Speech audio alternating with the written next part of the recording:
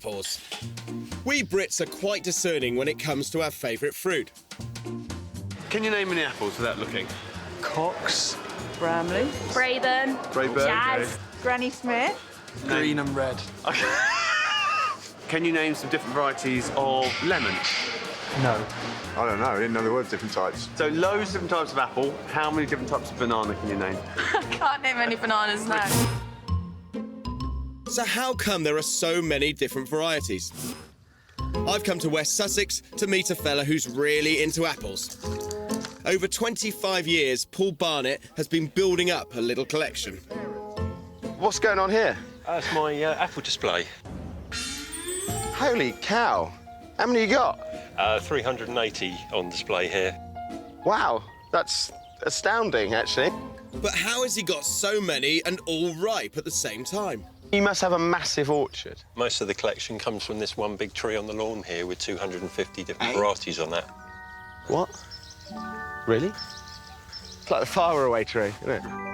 It's taken Paul decades to create this extraordinary tree which grows apples used for everything from eating and cooking to cider making. I'm no gardener, but I know that an apple tree grows one type of apple. So how have you done this? I'd take a little graft a couple of inches long and graft in the winter months. So you got one tree, and then you put other varieties onto it. It's amazing. 250 kinds of apples from one tree. Crikey. Paul's apple tree is a labour of love. But how are all those supermarket apples grown?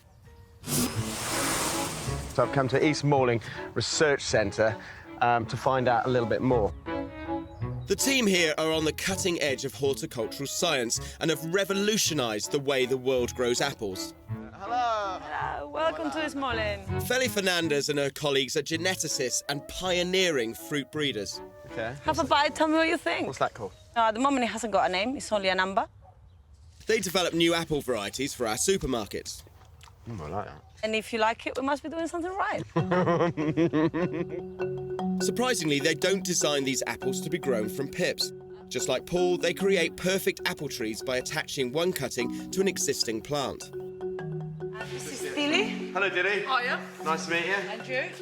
When the team find the variety of apple they want to mass produce, they take a graft and attach it to the stump of a dwarf fruit tree called a rootstock.